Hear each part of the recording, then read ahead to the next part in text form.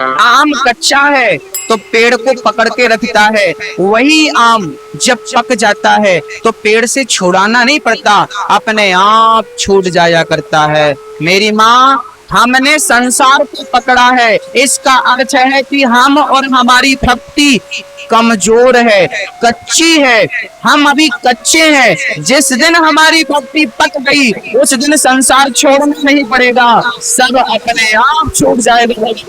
जैसे पका हुआ आम वृक्ष को अपने आप छोड़ देता है, ऐसे हमारी भक्ति जिस दिन पक गई उस दिन ये संसार। मीरा ने कुछ छोड़ा नहीं था, आपको क्या लगता है मीरा ने सब छोड़ दिया? मीरा ने कुछ नहीं छोड़ा था, छोड़ा कुछ नहीं था, सब अपने आप छूट गया था। छोड़ देना और छूट जाना दोनों बातें अलग अलग है। मीरा ने कुछ छोड़ा नहीं था, सब अपने आप छूट गया था।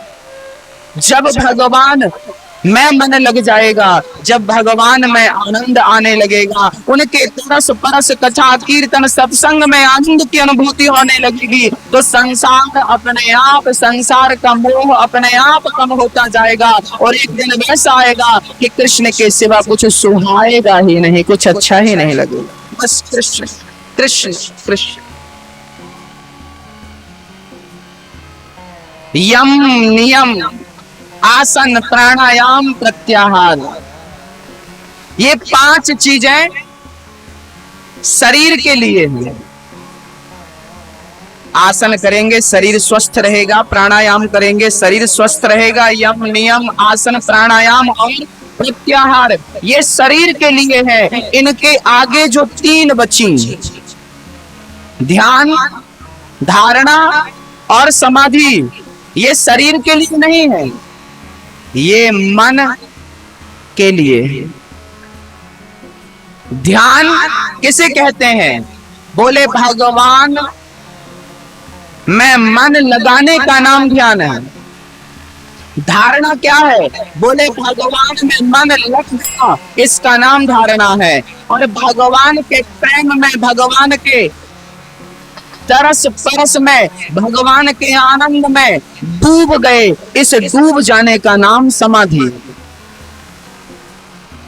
ये 8, इन 8 में 5 शरीर के लिए और 3 मन के लिए, आत्मा के लिए, भीतर के लिए। ये 5 यम नियम आसन प्राणायाम प्रत्याहार ये बाहर के लिए है, और 3 चीजें भीतर के लिए। इनका बाहर से कोई लेना देना नहीं। इसलिए आप क्या किया करिए, एकांत में बैठा करिए। गोपियां क्या करती थी? मैंने गोपियों को गुरु माना है और गोपियों से सीखा है। एकांत में गोपियां बैठ जाती, आंखें दोनों बंद कर लेती और श्याम सुंदर का चिंतन करती। मेरे श्याम सुंदर के पांव कितने सुंदर हैं, इनके चरण। आइए जरा मेरे साथ आप भी गुनगुनाइए, आंख बंद करिए और दर्शन करिए। मेरे श्याम सुंदर के चरण कितने सुंदर हैं, सुंदर से पांव, सुंदर से चरण। मेरे श्याम सुंदर के चरणों को जो देख ले, उन चरणों का दीवाना हो जाए। श्याम सुंदर के चरणों के ऊपर जब मेरी नजर गई तो गोविंद के घुटनों पर नजर पड़ी। आहा हा हा, कितना सुंदर वस्त्र मेरे श्याम सुंदर ने अपने घुटनों से नीचे पांव तक पहन रखा है, तलवे तक पहन रखा है। कितना सुंदर वो वस्त्र है। वहां से मैं ऊपर चलूं, श्याम सुंदर की सुंदर सी कमर, कमर पर करधन लगी है, सुंदर सुंदर मोती लगे हैं, और श्याम सुंदर की पतली सी कमर मेरे अंतःकरण को, मेरे हृदय को अपनी ओर खींच रही है, मेरे मन को आकर्षित कर रही है। मैं थोड़ा और ऊपर चला तो श्याम सुंदर का सुंदर सा वक्षस्थल, हृदय मैंने देखा। सुंदर सा हृदय, मोतियों की माला पड़ी है, वैजंती की माला पड़ी है, और अद्भुत दर्शन मेरे श्याम सुंदर के वक्षस्थल का। थोड़ा और ऊपर गया तो श्याम सुंदर का गला, श्याम सुंदर के कंधे, उन पर दृष्टि जाकर टिकी। इतने सुंदर श्याम सुंदर के दर्शन है, कंधे हैं, गला है।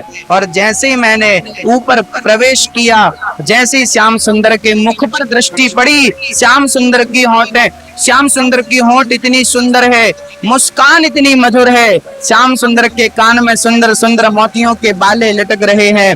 और जैसे ही मेरे ऊपर दृष्टि करी, श्याम सुंदर की आंखों से मेरी आंखें मिली और जो दृश्य को देखा, संसार में बहुत सुंदरता देखी है लेकिन आज की सुंदरता तो कुछ भी नहीं है इस सुंदरता के सामने। संसार की सुंदरता, ऐसे भगवान के पूरे स्वरूप का मैंने दर्शन किया। घुंघराले घुंघराले केशों का दर्शन किया तो कभी बांसुरी को अपने होठों से लगाकर गोविंद बजा रहे, मैं खड़ा चुपके से दर्शन कर रहा हूँ।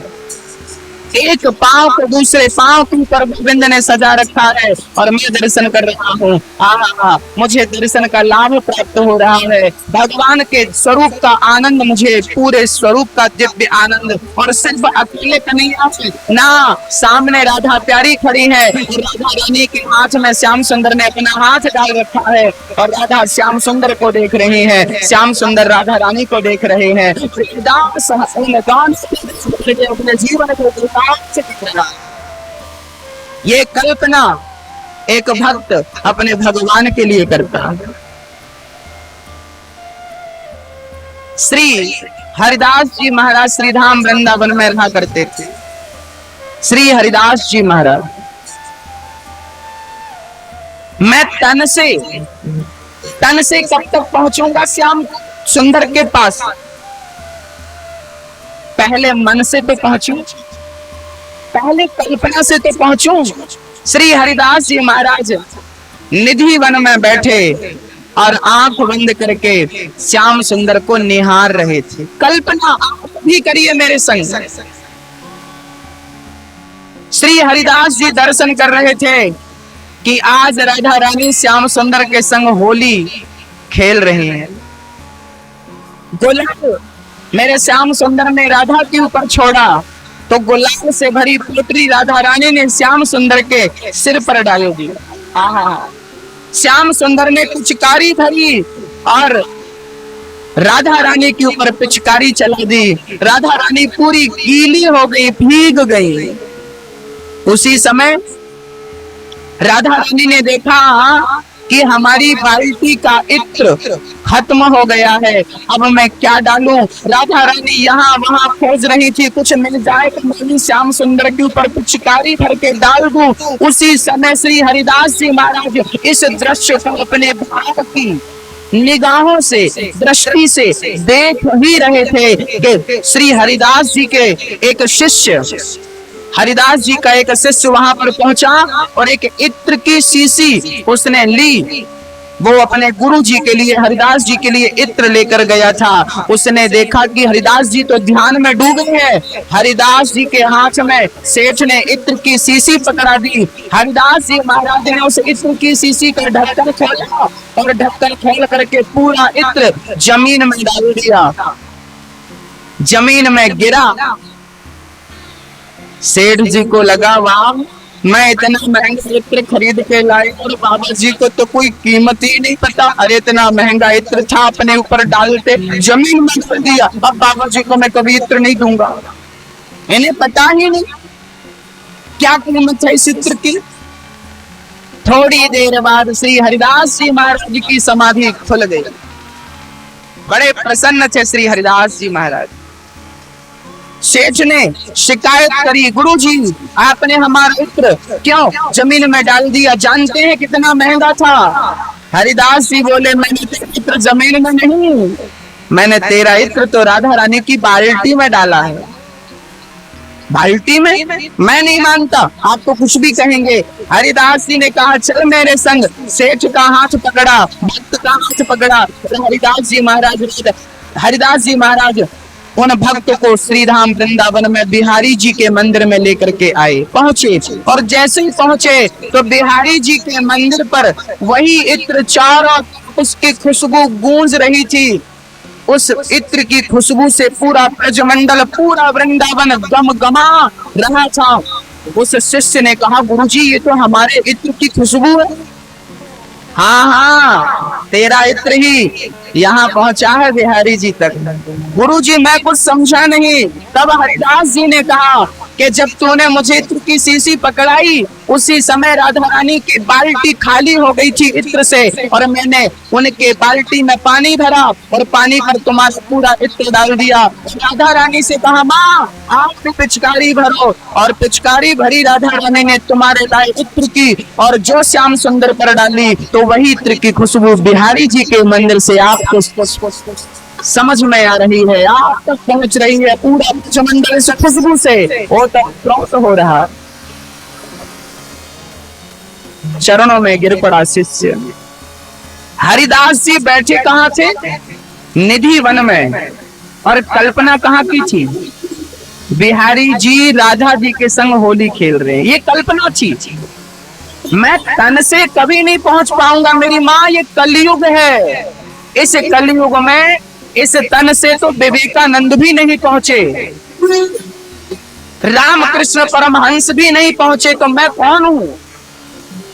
इस तन से नहीं, लेकिन इस मन से पहुंच सकते हैं। इस मन से गोविंद तक हम आज अभी इसी वक्त पहुंच सकते हैं, यदि भाव है, कल्पना है तो। हरिदास जी महाराज ने कहा कि मैंने इत्र वहां के लिए। ये बात एक प्रश्न का और समाधान करती है भक्तों।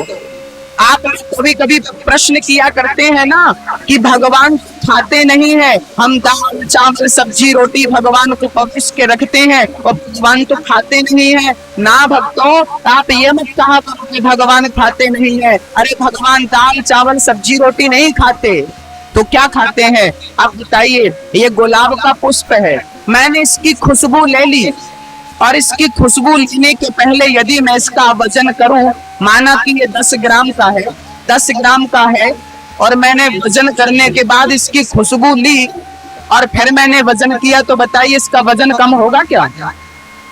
वजन कम होगा? नहीं होगा। ये पहले भी 10 ग्राम का था और मैंने खुशबू पूरी ले ली और फिर मैंने तराजू में तौला तो भी ये 10 ग्राम का है। आप बताइए मैंने खुशबू ली तो इसका वजन कम होना चाहिए? मैंने खुशबू ले ली तो इसका वजन कम होना चाहिए ना? नहीं होता। मैंने खुशबू तो ले ली पर वजन कम नहीं होता। ऐसे भगवान को जब दाल चावल सब्जी रोटी खीर आप खिलाते हैं तो दाल चावल सब्जी रोटी खीर कम नहीं होती, लेकिन भगवान आपके भाव का भोजन पहुंच जाया करता है तो भगवान उस भाव के भोजन को स्वीकार कर लिया करते हैं। ये मत सोचिए कि हमारी रोटी चौकी क्यों है, जितनी थी उतनी है। हम 4 रोटी रखे थे 4 की 4 है ना। मेरे भगवान नहीं खाते जो आप खिलाना चाहते हैं। उस रोटी को बनाते समय, उस खीर को बनाते समय, उस भोग को लगाते समय, तुलसी का पत्ता डालते समय आपके भाव जो है वो भाव, उस प्रेम के भोजन को भगवान स्वीकार कर लेता है। भोजन राम ही केवल कृष्ण प्यारा, अरे बिना नहीं मिलते चाहे कर लो कोटि उपाय। निर्मल मन जन सो मोहि पावा, भगवान प्रेम के भाव का भूखा हूँ मैं, भाव में एक सार है और भाव से भजले मुझे तो भव से बेड़ा पार। श्री हरिदास जी महाराज ने जो भगवान से मोहब्बत कर लेता है, जो भगवान से प्रेम कर लेता है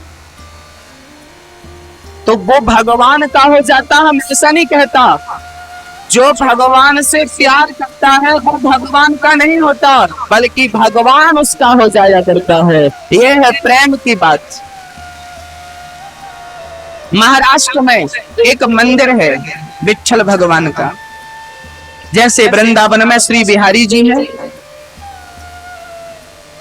ऐसे महाराष्ट्र में एक विट्ठल भगवान है। आंखें तरसती हैं कब दर्शन होंगे, कब दर्शन होंगे। तुकाराम जी विट्ठल विट्ठल का नाम जपते थे, नामदेव जी विट्ठल विट्ठल जपते थे, एकनाथ जी विट्ठल विट्ठल जपते थे। उस विठोबा की एक लड़की थी, जहां विट्ठल भगवान का मंदिर है ना आज भी, वहां पर उसी गांव में, चूंकि आज वो शहर बन चुका होगा पर पहले गांव था, उस मंदिर के पास ही एक लड़की रहा करती थी, नाम था मुक्ताबाई। कल्पना करना और भगवान से प्रार्थना करना कि प्रभु हमें भी इस कोटि की भक्ति का दान करना। गोविंद, लोग कहते हैं सुदामा जी गरीब थे, मैं कहता हूं कन्हैया, यदि सुदामा जैसी गरीबी में ही तू मिला करता है तो मुझे 100 बार मंजूर है सुदामा जैसी गरीबी। यदि इस गरीबी में तेरे दर्शन होते हैं, सुदामा जैसी गरीबी में यदि तू दर्शन देना चाहता है तो मुझे 100 बार मंजूर है सुदामा जैसी गरीबी। मुझे दौलत नहीं, मुझे कृष्ण चाहिए।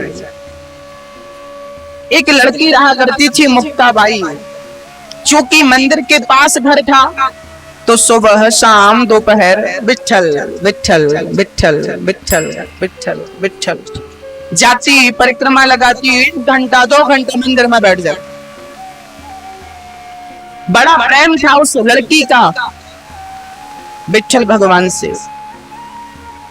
लड़की 15 वर्ष की हुई, घर वालों ने अच्छा सा लड़का देखकर मुक्ताबाई की विठोबा भगवान विठल भगवान के मंदिर से 25 किलोमीटर दूर एक गांव था, उस गांव के एक जमींदार के घर जमींदार जी के लड़के के संग मुक्ताबाई का विवाह संपन्न किया गया। विदा होके चली गई। पुराना जमाना था, लड़की विदा होके चली जाए तो फिर मायके कम ही आया जाया करती थी। चली गई, लेकिन वो ससुराल में अपने विठल को भूल ना पाई। उसकी सास बड़ी अच्छी नहीं थी, ससुर पति जेठ उस पर अंकुश लगाते थे। क्या जपती रहती है विठल विठल विठल, पागल हो गई, दिमाग खराब हो गया, काम धाम करना है कि विठल विठल जपती रहोगी। बड़ा अंकुश लगाते, पूजा नहीं करने देते, ध्यान नहीं करने देते। ध्यान करने बैठ, कभी कभी वो ध्यान करती नहीं। अच्छा, भगवान का सच्चा प्रेमी ध्यान करता नहीं, वो ध्यान तक अपने आप पहुंच जाता है। खड़ा है, आंख खुली है, देख रहा है, आपको लगेगा ये फलाने को देख रहा है ना, ये उसे नहीं देख रहा है जैसे आप समझ रहे हो, ये उसे देख रहा है जहां तक आपकी बुद्धि नहीं जाती। वो खड़ी खड़ी ना शाम कभी कभी भोजन बनाती और भगवान के ध्यान में डूब जाती विठल भगवान के लिए, तो कभी उसकी रोटी जल जाती, कभी दाल में नमक ज्यादा हो जाता तो सास उसकी बाल पकड़ के खूब मारती, दाल बिगाड़ दी, सब्जी बिगाड़ दी, रोटी बिगाड़ दी। कर्म घूट गए मेरे बेटे को तेरे संग शादी करके। एक दिन कार्तिक का महीना आया। हर वर्ष कार्तिक के महीने में विठल भगवान का मेला भरता है। दूर दूर से भक्त जाते हैं और जानते हो कीर्तन करते जाते हैं। आज भी विठल भगवान का जब मेला भरता है ना तो 100, 200, 300 किलोमीटर से लोग पैदल जाते हैं, 500 किलोमीटर पैदल यात्रा करते हैं, कीर्तन करते, विठल विठल विठला पांडुरंग विठला विठल विठल विठला। एक दिन मुक्ताबाई घर के सारे बर्तन इकट्ठे करके घर के बाहर बर्तन मांज रही थी, बर्तन धुल रही थी। बड़ा काम करती सास, लेकिन मुक्ताबाई कोई शिकायत नहीं, बस विठल विठल बर्तन धुलती जाती और अपने विठल को याद करती जाती। आप कहा करती हो ना कि महाराज जी हमें तो पूजा करने का समय नहीं मिलता, हम भगवान को याद कैसे करें। अरे बर्तन धुलते समय, कपड़े धुलते समय, पोछा लगाते समय, रोटी बनाते समय, स्नान करते समय लेटे हैं तो कहीं भी रहे, यदि प्रेम भगवान से है तो भगवान के करीब ही रहेंगे, उन्हें याद करते रहेंगे, उनका स्मरण करते रहेंगे। उनके लिए अलग से मंदिर जाने की आवश्यकता नहीं पड़ेगी। आप अलग से मत जाइए, मैं कहता हूं ना, अलग से मत जाइए। मुक्ताबाई बर्तन धुलती है और विठल विठल याद, शरीर यहाँ काम कर रहा है, बर्तन धुल रहा है और मन कहाँ है, बिहारी जी के मंदिर में, विठल भगवान के मंदिर में। विठल देख रही है, वो आंखें बंद है, वो वहां पहुंच गई, अपनी आंखों से बिहारी जी को देख रही है। आप में से जितने लोगों ने बिहारी जी का दर्शन किया है, जरा पहुंचिए आप वृंदावन और देखिए, काम घर का करिए, कथा यहाँ सुनिए और बिहारी जी का दर्शन करिए, पहुंच जाइए। वो बर्तन धुल रही थी मुक्ताबाई। उसी समय कुछ साधु संत वहां से गुजरे। वो विट्ठल भगवान को दर्शन करने के लिए जा रहे थे और जैसे ही साधु वहां से गुजरे, मुक्ताबाई खड़ी हो गई, महात्मा जी कहाँ जा रहे हो? अरे बेटी पता नहीं है, विट्ठल भगवान का मेला बना है, जा रहे हैं विट्ठल भगवान से मिलने के लिए, अपने विठोबा से मिलने जा रहे हैं। तुझे चलना है क्या? हाँ मुझे चलना है। लो भैया, हाथों में बर्तन धुलने का वो काला था, राख से बर्तन धुले जाते थे पहले, राख लगी थी, काला काला हाथ था, गंदे हाथ थे, और वो विट्ठल में खोई महात्माओं के साथ विट्ठल विट्ठल विट्ठला पांडुरंग विट्ठला, विट्ठल विट्ठल विट्ठला पांडुरंग विट्ठला, विट्ठल विट्ठल कहती हाथ धुलने का समय कहाँ है? चल पड़ी, आहा चल पड़ी। चलते चलते चलते 1 किलोमीटर की यात्रा हुई, तभी ससुर ने निकल कर देखा कि मेरी बहू कहाँ चली गई। किसी ने कहा तुम्हारी बहू तो संतों के पीछे चली गई। अच्छा, तुरंत जमींदार साहब ने घोड़ा निकाला, घोड़ा पर चल पड़े और देखा कि महात्माओं के बीच में बहू बिना घूंघट के और बिना कोई श्रृंगार किए और ऐसे नाच रही है। बिगड़ गई, पकड़ लिया बाल, और बाल पकड़ करके घसीटते हुए घोड़े पर बैठा साहूकार, सेठ पर बैठे जमींदार साहब, ससुर साहब बाल पकड़ के घसीटते हुए लाते हैं और मुक्ताबाई को एक कमरे में बंद करके सास ने, ससुर ने, पति ने, जिठानी ने खूब पिटाई लगाई। नाम करती है हमारे कुल का, कुल घातनी, शर्म नहीं आई तुझे? महात्माओं के संग जा रही है, अपनी मटक जा रही है, लज्जा नहीं आती? अरे तेरी तो कोई लज्जा है नहीं, हमारे खानदान की तो इज्जत करती। कितना डांटा, कितना खूब मार लगाई, पूरा शरीर लाल पड़ गया, निशान दिखने लगे मारने के। पति ने मौत रस्से से और कस के खंभे से बांध दिया मुक्ताबाई को, हाथ पीछे करके बांध दिए, पांव बांध दिया, पूरा शरीर रस्सी से कस के बांध दिया। जाके बता, और दरवाजे कर दिए बंद, ना पानी मिलेगा ना भोजन मिलेगा, पानी भोजन सब बंद, मर ऐसी मर। पर शायद भूल गए हैं ससुर जी कि वो जिसका स्मरण कर रही है ना, वो तुम्हारे ताले के भीतर भी प्रवेश कर जाएगा, उसे ताले खोलने की भी जरूरत नहीं पड़ती। हाँ? अच्छा, इतना पिटने के बाद, बंध जाने के बाद भी मुक्ताबाई क्या कह रही है? विट्ठल, क्या मैं आपके दर्शन नहीं कर पाऊंगी? क्या इस मेला में मैं आपका दर्शन नहीं कर पाऊंगी? दुख इस बात का नहीं है कि मेरी सास ने मुझे मारा, ससुर ने मारा, गाली दी। दुख इस बात का है विट्ठल कि मैं तुझ तक ना पहुंच पाई। कुछ मत दे मुझे, एक बार अपने दरबार पर बुला ले विट्ठल। कुछ मत दे मुझे, कुछ मत दे, बस एक बार अपने दरबार में बुला ले विट्ठल, विट्ठल, विट्ठल, विट्ठल कहते हुए मूर्छित हो गई। जिसे भगवान से ही काम है, वो जमाने को क्या चाहेगा? वो जमाने की कोई इच्छा क्यों करेगा? मुक्ताबाई बेहोश हो गई, अंतरात्मा से विट्ठल विट्ठल विट्ठल विट्ठल जपने लगी। उसी समय भगवान स्वयं विट्ठल भगवान प्रकट होते हैं और अपने हाथों से मुक्ताबाई को बंधन से मुक्त करते हैं, और बंधन से मुक्त करके मुक्ताबाई को भगवान बाहर कर देते हैं, जाओ विट्ठल का दर्शन करने जाओ। अब भगवान ने मन में विचार किया कि यदि ये यहाँ से निकल गई और इसके ससुर ने, पति ने, सास ने देख लिया तो फिर पकड़ कर ले आएंगे। तो जानते हो भगवान ने क्या किया? भगवान स्वयं मुक्ताबाई बन गए, और मुक्ताबाई बनकर भगवान स्वयं उसी के जैसी साड़ी पहन ली, उसी के जैसे स्वरूप बना लिया, और उसी खंबे पर उसी रस्सी से भगवान ज्यों की त्यों बंध गए। शाम हुई, ससुर ने दरवाजा खोला, 2 कोड़े उठाए और 2 कोड़े जमाए मुक्ताबाई को। वो मुक्ताबाई नहीं थी अब, वो तो मेरे विट्ठल थे। 2 कोड़े जमाए ससुर ने, 2 कोड़े जमाई सासू माँ ने, पति ने, परिवार ने। फिर दरवाजा बंद, कोई पानी नहीं, कोई भोजन नहीं। मेरे भगवान आज मुक्ताबाई बन करके और इतनी चोट खा रहे हैं, कोड़े खा रहे हैं, गालियां सुन रहे हैं।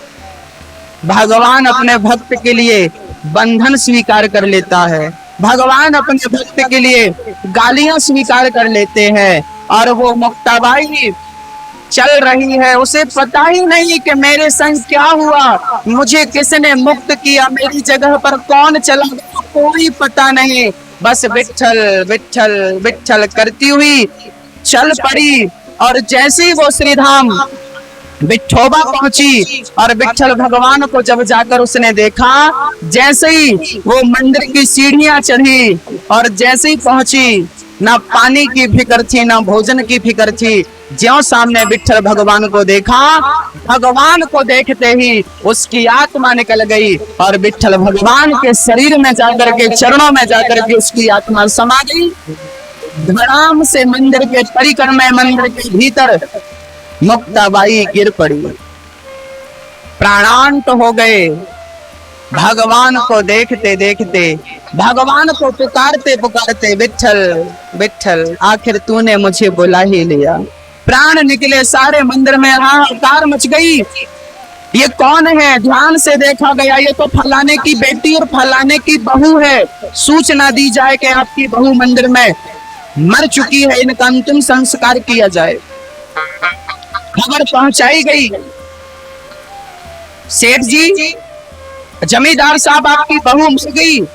क्या बकवास करते हो? मेरी बहू तो घर के भीतर मैंने बांध रखा है, कैसे मर सकती है? दरवाजा खोल कर देखा तो मुक्ताबाई तो सचमुच बंधी थी। देखो पागल हो गए तुम, ये बंधी है। ना ससुर समझ पाए, ना सास समझ पाई, लेकिन जो भक्त जन थे विठोबा के, वो समझ गए। खबर हवा की तरह फैल गई कि मुक्ताबाई तो वहां है और ये तो यहाँ मर गई। ले जाया पति को दिखाया गया, बोले पत्नी तो यही है मेरी, पत्नी तो यही है मेरी। और जब पत्नी को पहचान लिया गया कि मुक्ताबाई यही है, और जब अंदर जाकर देखा गया तो वहां कोई नहीं था, खाली रस्सी पड़ी थी। पूरे नगर में शोर मच गया कि भगवान मुक्ताबाई के हक का दर्द सहते रहे, कष्ट सहते रहे, कष्ट सहते रहे। अपने भक्त को कष्ट नहीं सहने दिया, स्वयं मुक्ताबाई बनकर के भगवान ने कष्ट सह लिया। ऐसे दयालु भगवान कहाँ मिलेंगे? वो कैसे हैं, कब मिलते हैं, कब नहीं मिलते, हमें कोई मतलब नहीं। हम प्रेम से उन्हें पुकारें, विश्वास से पुकारें। कितने जन्मों के बाद मिलेंगे ये भी मुद्दा नहीं है। यदि प्रेम है तो इसी जन्म में, इसी समय हमें भगवान के दर्शन होंगे, अनुभव होगा, साक्षात्कार होगा। ऐसी मुक्ताबाई आज गोपियां खड़ी है मध्य में और भगवान कह रहे हैं हमें छोड़कर चली जाओ। गोपियां कह रहे हैं श्याम सुंदर आपको छोड़कर चले जाएं। आपको ये कहने में लज्जा नहीं आ रही है? गोपियों की जब बात श्याम सुंदर ने सुनी कि मैं आपके सिवा किसी को नहीं चाहती, तब भगवान गोपियों के मध्य में रास रचाने लगे। रास रचाते हैं भगवान गोपियों के मध्य में, कभी झूमते हैं, कभी नाचते हैं, कभी गाते हैं। सारी गोपियां आनंदित हो गई, लेकिन आनंदित होने के साथ ही गोपियों को अभिमान आ गया। अभिमान आ गया, मैं बड़ी सुंदर हूँ, मैं बड़ी सुंदर हूँ, बड़ी सुंदर हूँ, बड़ी सुंदर हूँ। और जैसे ही गोपियों को अभिमान आया अपनी सुंदरता का, वैसे ही भगवान गोपियों को छोड़कर अंतर्धान हो गए, चले गए। जहां अभिमान होता है ना भक्तों, वहां भगवान एक पल के लिए भी नहीं टिकते, ठहरते। चल पड़े भगवान, राधा रानी को लेकर के चल पड़े। किसी सज्जन ने हमसे कहा कि राधा का नाम भागवत में क्यों नहीं आया? हमने कहा ये प्रश्न ही गलत है आपका। सुखदेव जी कहते हैं कि भगवान एक सखी को लेकर के चले गए। चलिए, राधा का नाम नहीं आया तो उस सखी का नाम तो लेना चाहिए था ना, जिसको लेकर भगवान कृष्ण गए, लेकिन उसका भी नाम नहीं लिया। तो वो कौन थी? अरे वो राधा ही तो थी। तो सुखदेव जी ने डायरेक्ट क्यों नहीं कहा कि राधा को लेकर चले गए? अरे राधा रानी सुखदेव भगवान की गुरु है, सुखदेव जी राधा को अपना गुरु मानते हैं, और कोई शिष्य अपने गुरु का डायरेक्ट नाम कैसे ले सकता है? इसलिए भागवत में सुखदेव जी ने राधा रानी का नाम इसलिए नहीं लिया क्योंकि ये हमारे गुरु। अच्छा, डायरेक्ट नहीं है, इनडायरेक्ट है, समझने के लिए। हाँ, राधा रानी को लेकर गए। राधा रानी विचार करने लगी कि यदि यदि यदि यदि मैंने कुछ नहीं किया तो श्याम सुंदर को पाने के लिए गोपियों ने कठोर तपस्या करी, यहाँ तक पहुंच भी गई, और थोड़े से गलती अभिमान के कारण आज ये भगवान से दूर हो जाएंगी। राधा रानी कहने लगी, गोविंद मैं बड़ी थक गई हूँ। अच्छा, आप थक गई हैं?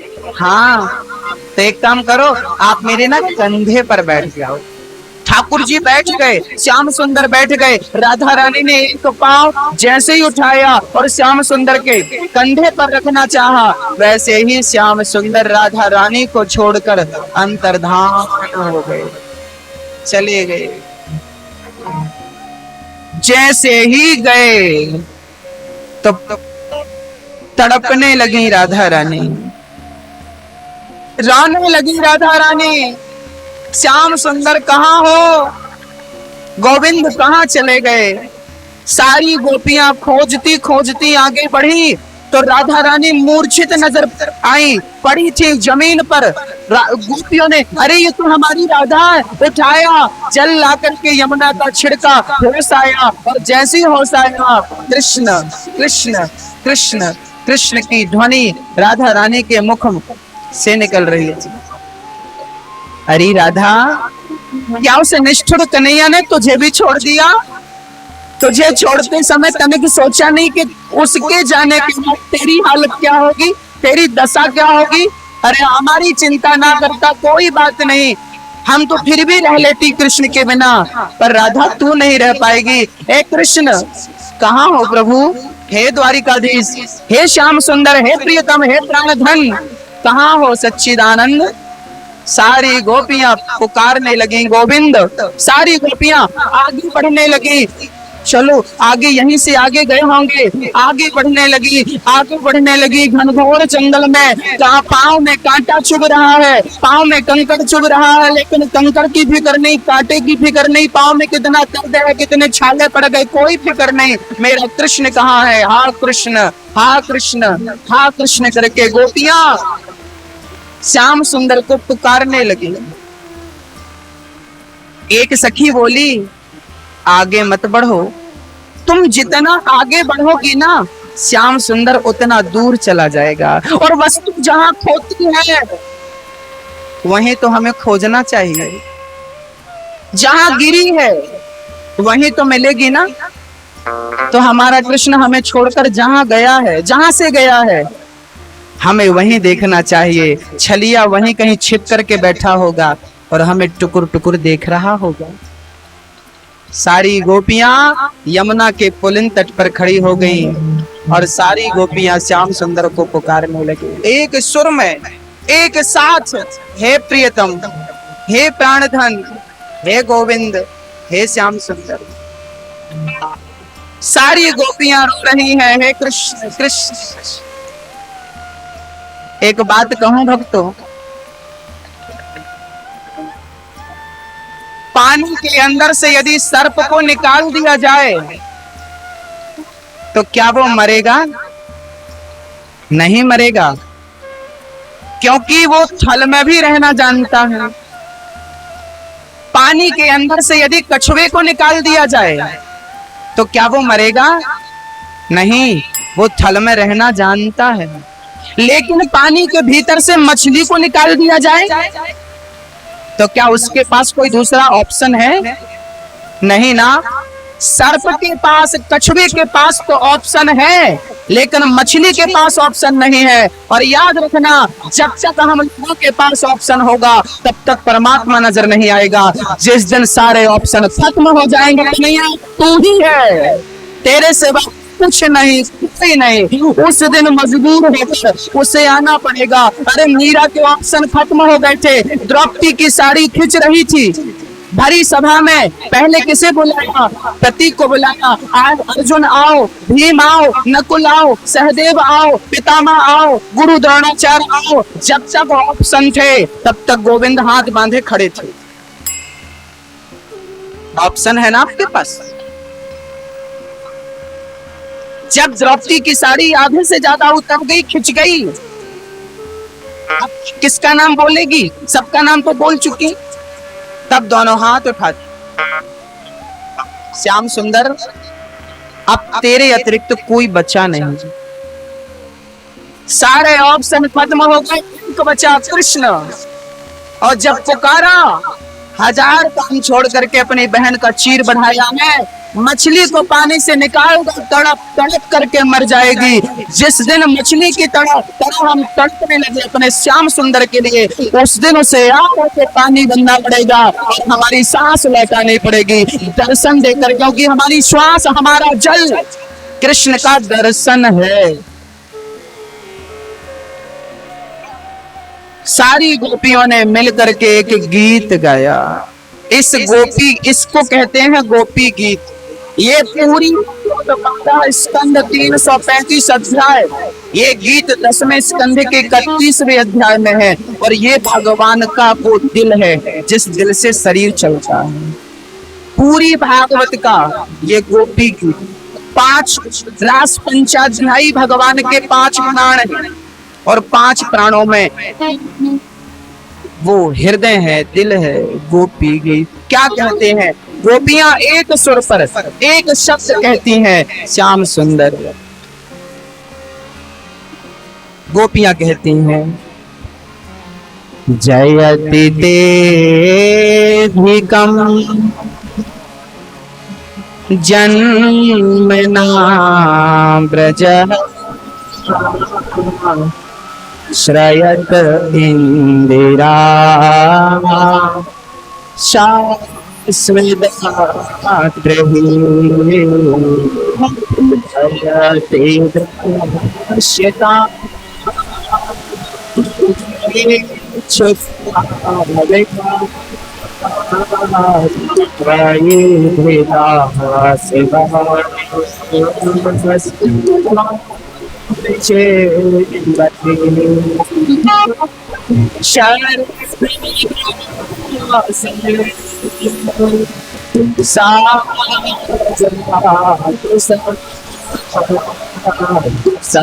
से जो तेरा श्री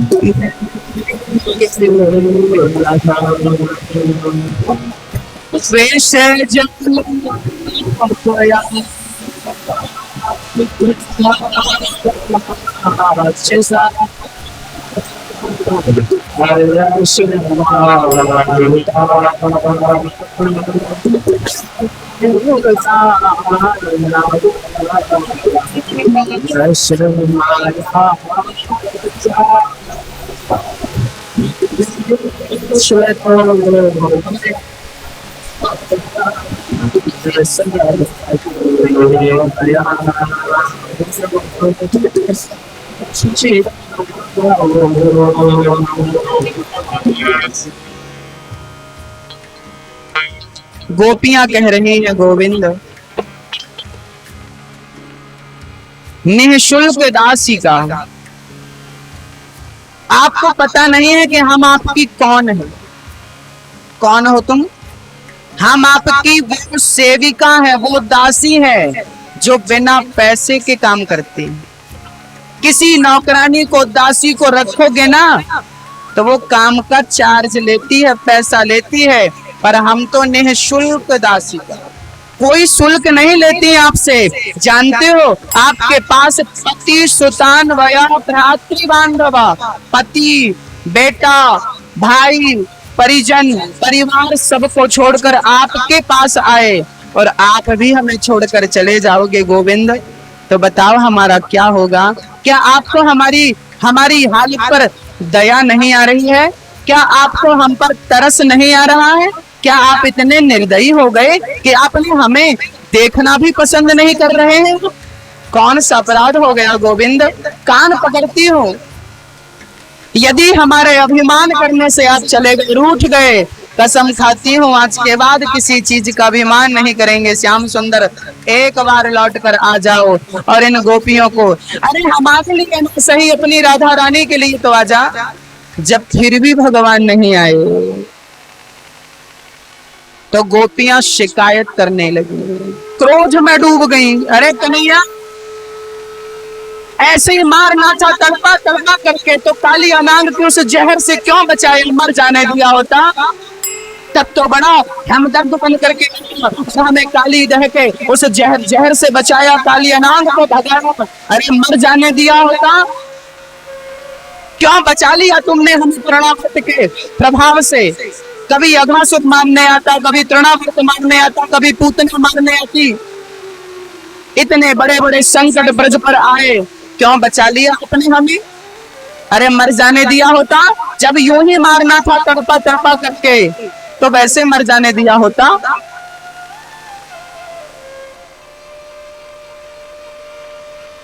एक सखी कहने लगी, गोपी वो ऐसे नहीं आएगा, एक तरीका है। कौन सा तरीका है?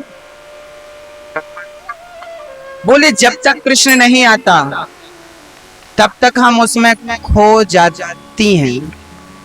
एक सखी को कृष्ण बना दिया, एक को पूतना बना दिया।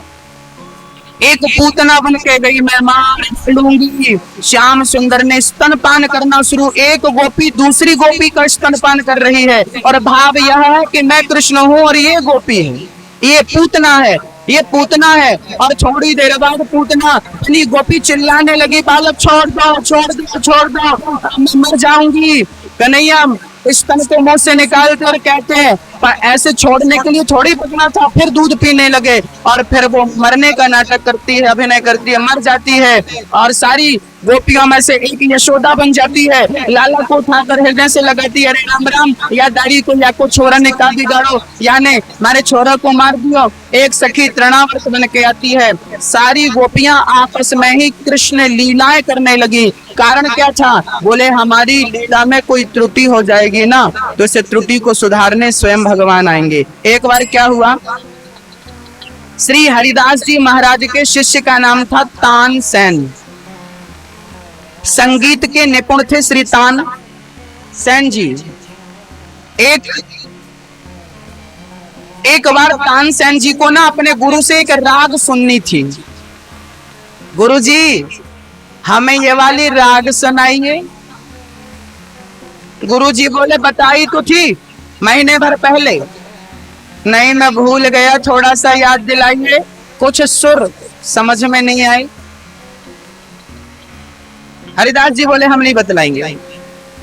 तो जानते हो तानसेन ने वो राग छेड़ दी और जानबूझ करके गलत सुर लगाने लगे, गलत ढंग से छेड़ रहे हैं। और जब तानसेन ने गलत ढंग से वो राग छेड़ी तब हरिदास जी बोले चुप चुप चुप, गलत छेड़ रहा, ऐसा नहीं है, ऐसा है। सही छेड़ने लगे श्री हरिदास जी महाराज।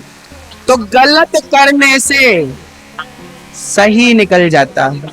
गोपियां भगवान की बाल लीलाएं करने लगी कि हमसे कुछ गलती होगी तो भगवान सुधारने के लिए हमें दर्शन देंगे। और याद रखना, आप कहा करती हो ना पूजा में कोई त्रुटि तो नहीं रह गई। हाँ, पूजा ऐसी करनी चाहिए कि कोई त्रुटि रह जाए। भगवान की पूजा ऐसी करनी चाहिए कि कोई त्रुटि जानबूझ करके रह जाए, क्योंकि जब तक त्रुटि नहीं होगी तब तक उस त्रुटि को बताने के लिए भगवान आएगा कैसे। यदि त्रुटि सुधारना चाहते हो तो भगवान स्वयं आपकी उस त्रुटि को, ये बार बार गलती कर रहा है, तब भगवान ही आएगा किसी न किसी रूप में। ये ऐसा नहीं, ऐसा है। आप तो डर जाती हो पूजा करने में कोई त्रुटि हो, अरे हो गई अच्छी बात है। गोपियां तो कृष्ण लीला कर रही है और पूरी त्रुटि से कर रही है, जानबूझकर। गलती होगी, आएंगे। और जब गोपियों के प्राण निकलने वाले थे, तड़पने लगी, हा कृष्ण, हे कृष्ण, कृष्ण कृष्ण कृष्ण कृष्ण, गोपियां रोने लगी। गोपियां रोने लगी। और जब गोपियां रोई, याद रखना भक्तों, मेरी भक्ति मुझे भगवान तक कब तक पहुंचाएगी मुझे नहीं पता, पहुंचाएगी भी या नहीं ये भी मैं क्लियर नहीं कह सकता। लेकिन एक उपाय है भगवान को पाने का, यदि आप कहो तो मैं आप तक पहुंचाऊं।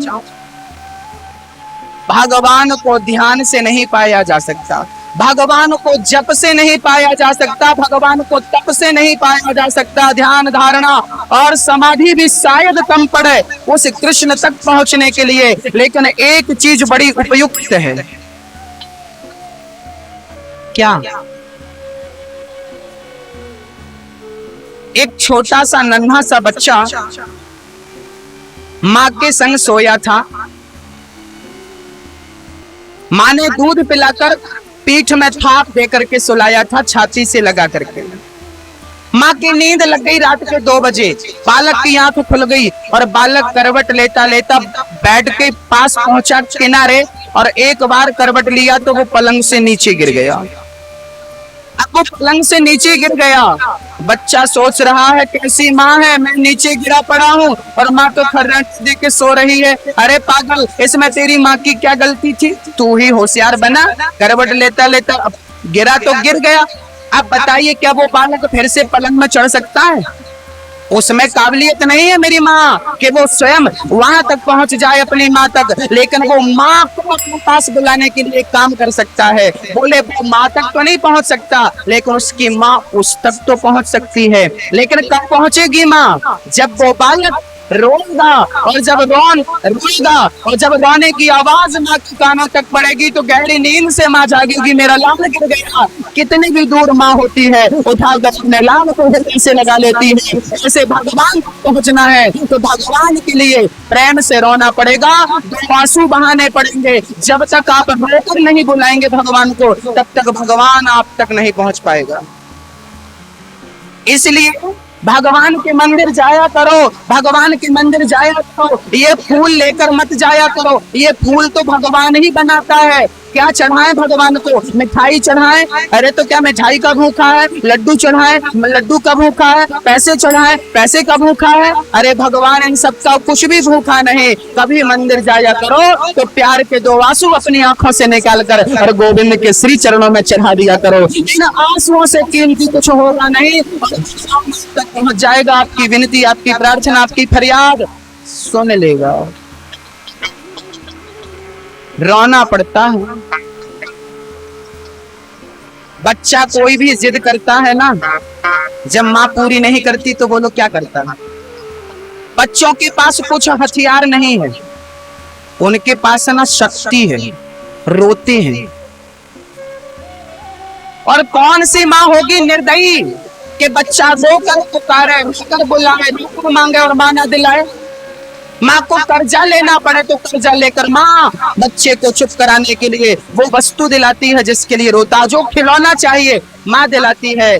क्या कहो मेरी माँ, एक माँ यदि बच्चे के रोने पर आकर्षित होती है, बच्चे की ओर बढ़ती है, बच्चे को हृदय से लगाती है, तो आप तो साधारण माँ हो, वो तो त्वमेव माता च पिता त्वमेव माता रामो मत पिता रामचंद्र, वो तो ऑलरेडी सबकी माँ है। यदि रोकर अपनी उस माँ को बुलाओगे, कहीं भी होंगे मेरे गोविंद, उठा करके आपको हृदय से लगा लेंगे, अपना बना लेंगे। मीरा के बारे में लिखा है कि मीरा जहाँ सोती थी वो बिस्तर गीला हो जाता था, वो तकिया गीला हो जाता था। श्री हरिदास जी महाराज चैतन्य महाप्रभु ना, हरे राम राम राम हरे हरे, हरे कृष्णा कृष्णा कृष्णा हरे हरे, चैतन्य महाप्रभु इस मंत्र का बंगाल की भूमि पर इस मंत्र को जाप करते थे और झरझर उनकी आंखों से आंसू गिरते थे। चैतन्य महाप्रभु हरे राम राम राम हरे हरे, हरे कृष्णा कृष्णा कृष्णा हरे हरे। इस मंत्र का, इस महामंत्र का जाप श्री चैतन्य महाप्रभु करते थे और आंखों से झरझर आंसू गिरते थे, प्रेम के आंसू। जब तक रोकर नहीं बुलाएंगे ना, सारी गोपियां रो रही हैं और पुकार रही हैं श्याम सुंदर को, हे श्याम सुंदर, हे गोविंद। सारी गोपियां कह रही हैं अब तो प्राण निकल जाएंगे,